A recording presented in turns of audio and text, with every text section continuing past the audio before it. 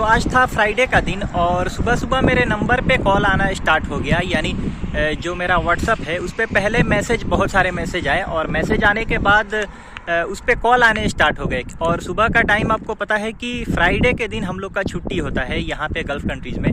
और कंटिन्यू मेरे नंबर पे जो व्हाट्सअप है उस पर मैसेज आने लग गए और उसके बाद कॉल आने लग गए। तो हम लोग सोए रहते हैं क्योंकि वीक में जो फ्राइडे है ना उसी दिन छुट्टी होता है और आराम करने का एक ही दिन मिलता है, थोड़ा सा आप लेट तक सो सकते हैं। और कंटिन्यू कॉल आने लग गया। तो फिर मैंने देखा मैसेज में क्या लिखा था कि ये ऑफ़र लेटर चेक करके आप बताइए। तो मैंने रिप्लाई दिया, ठीक है मैं कल आपको बता दूंगा। अब वो जो ऑफ़र लेटर है वो भाई साहब बोल रहे थे कि गल्फार कंपनी का है, उनका किसी दोस्त का ऑफ़र लेटर है। गल्फार कंपनी में से आया हुआ है, कोई उनका जानने वाला है, कोई दोस्त ओमान में, और वो दोस्त किसी के थ्रू गल्फार का ऑफ़र लेटर उनका निकलवा के भेजा हुआ है। तो फिर मैसेज आया कि वो जो ऑफ़र लेटर है ना, आने के बाद आपको 20,000 रुपये पहले देने हैं। 20,000 रुपये देने के बाद आप जब आपका वीज़ा आ जाएगा, फिर जब आप ओमान आ जाएंगे तो बाकी का जो पैसा है वो आपको ओमान आने के बाद देना है। तो देखिए, पहले तो मैं बोला ठीक है मैं आपको चेक करके ऑफ़र लेटर आपको कल बता दूंगा, लेकिन जैसे उन्होंने बोला कि 20,000 रुपये पहले सबमिट करने हैं, यानी अकाउंट में भेजना है, और जब वीज़ा आएगा, जब ओमान चले जाने के बाद 40,000 रुपया वहाँ पे आपका पहला जब सैलरी आएगा उससे डिडक्ट हो जाएगा। तो ये जो तरीका है ना कि आपको कंपनी ऑफ़र लेटर भेज करके आपका कहीं के लिए भी काम होता है। ऑफ़र लेटर आने के बाद अगर कोई भी पैसा मांगता है तो वो 100% विदाउट एनी डाउट वो एकदम फेक ही होता है, उसमें कोई सही होने का चांस ही नहीं है। फिर मैं उनको वहीं पे बोल दिया कि आपका ये जो है 100% फेक है। हो सकता है आपका दोस्त है ओमान में कि नहीं है, मुझे तो नहीं पता है। आपका कोई दूर करीबी एकदम आपका जो दोस्त रहेगा वो तो कभी आपके साथ फ्रॉड नहीं करेगा, लेकिन वो आपका दोस्त ही है कि ऐसे नाम के लिए कुछ दोस्त होते हैं आपसे लूटने के लिए, वैसा वाला है वो तो आपको पता होगा। लेकिन हाँ, अगर आपको 20,000 दे करके और फिर आपको पता करना है कि सही था कि नहीं था, तो आप एक काम कीजिए, उसको दीजिए, वो आपका मर्जी है। लेकिन ऐसा कहीं पे भी सिस्टम नहीं है कि अगर आपको मैसेज आता है, आपका जो ऑफ़र लेटर आता है और ऑफ़र लेटर आने के बाद ही आपको बोला जाता है कि इतना रुपए दे दो, पहले 10,000 दे दो, इवन कि आपको 1,000 रुपये भी देना हो तब भी वो एकदम फेक होता है। अच्छा, गल्फ़ कंट्रीज़ में आपका कहीं के लिए भी काम होता है, मैं बाकी जगह के लिए बात नहीं कर रहा हूँ। तो अगर आपका वीज़ा नहीं आता है, जो भी पैसे हैं ना, आपका जैसे इंटरव्यू हो गया, जो भी प्रोसेस होता है सिलेक्शन का, आपका शॉर्ट लिस्टिंग हो गया, आपका इंटरव्यू हो गया, सब कुछ होने के बाद आपका मेडिकल होता है।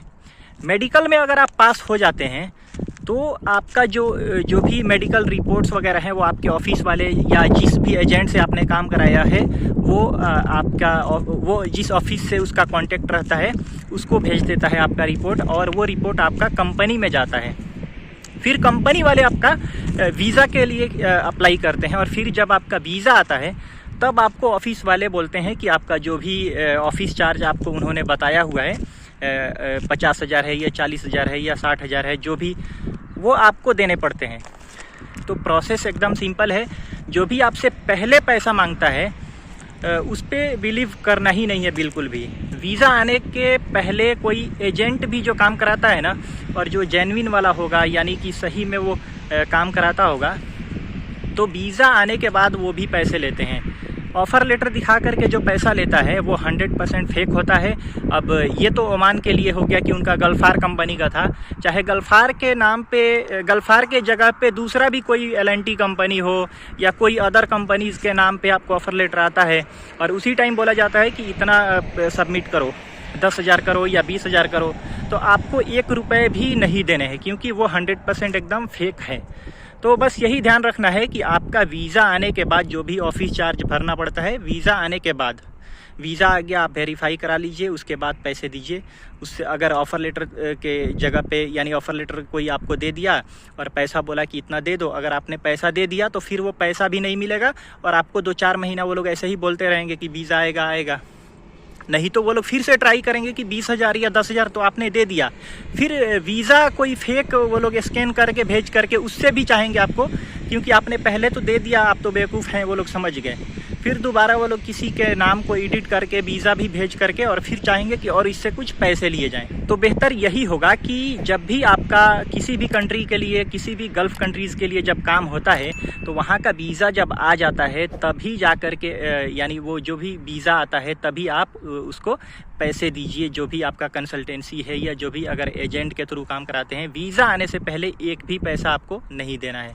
अच्छा, इसमें एक और बात मैं ऐड करना चाहता हूं कि जो लोग फ्रेशर हैं, यानी जिनका सिर्फ और सिर्फ इंडिया का ही एक्सपीरियंस है, यानी गल्फ़ कंट्रीज़ का उनका ज़ीरो एक्सपीरियंस है, तो आप यहाँ के लिए तो फ्रेशर हैं ही, लेकिन कुछ वैकेंसीज़ आते हैं जिसमें शॉर्ट लिस्टिंग होता है, सीवी शॉर्ट लिस्टिंग पे ही काम हो जाता है। तो इसमें आपको एक ध्यान रखना है, अगर आप फ्रेशर हैं तो आपका सीवी शॉर्ट लिस्टिंग का तो समझ जाइए कि एकदम ना के बराबर आपका आता है। अगर किसी अच्छा वाला ऑफिस में आता है, कोई अच्छा ऑफिस है जिसका नाम है, तो आप पता कर लीजिए। डायरेक्ट अगर आप ऑफिस में जाते हैं वहाँ पे सीवी शॉर्ट लिस्टिंग आपका होता है तो ठीक है। ऐसे दूर से सुना सुनाया किसी एजेंट के थ्रू कि भाई आपका सीवी दे दो, एक सीवी सिलेक्शन वाला गेम आया है, खाली सीवी आपका सिलेक्ट हो जाएगा, कोई इंटरव्यू नहीं होगा। तो ज़्यादातर जो फ्रॉड होता है ना फ्रेशर को, यही होता है कि एजेंट लोग क्या करते हैं, आपका सीवी लेते हैं और बोलते हैं आपका सीवी सिलेक्शन था, इसमें इंटरव्यू का ज़रूरत नहीं है और आपका वीज़ा आने वाला है। और ऑफ़र लेटर वो लोग फेक किधर से भी बनवा के वो लोग फॉर्मेट भी रखे रहते हैं, खुद ही बना करके आपको शो कर देंगे और उस पर पैसा लेना चाहते हैं। तो एक चीज़ ये ध्यान रखना है कि जो लोग फ्रेशर हैं उनका तो सीवी सिलेक्शन का तो कोई चांस ही नहीं होता है। बहुत मिनिमम, मतलब समझ जाइए कि 1 लाख में एक आदमी का हो सकता है, ऐसा आप समझिए। तो एकदम ना के बराबर। इस गलत फहमी में मत रहिए कि आपका सीवी सिलेक्शन हो जाएगा। जो गल्फ़ रिटर्न है उनका जल्दी सीवी सिलेक्शन का गेम बहुत मुश्किल से आता है, कभी कभी वो आता है, ठीक है। तो ये चीज़ आपको ध्यान रखना है और ये फ्रॉड के चक्कर में नहीं पड़ना है। आप फ्रॉड के चक्कर में पड़ गए, थोड़ा सा आपको मेहनत करना पड़ेगा, भाग दौड़ तो करना पड़ेगा, वो ठीक है, लेकिन आपका भाग दौड़ करते करते किसी फ्रॉड के चक्कर में एक बार पड़ेंगे तो आप डबल, आपके साथ एक तरह से एक्सीडेंट हो जाएगा कि आप फिर काम कराने के बारे में सोचेंगे भी नहीं। तो ऐसा बहुत केस आ रहा है, ऐसा मतलब इतना ज़्यादा प्रॉब्लम चल रहा है कि जिसको कितना भी आप लोगों को बताइए फिर भी लोग कहीं ना कहीं जा कर के फंस जाते हैं और फिर बोलते हैं कि मेरे साथ ऐसा हो गया। तो आपको बहुत ही अलर्ट रहने की ज़रूरत है।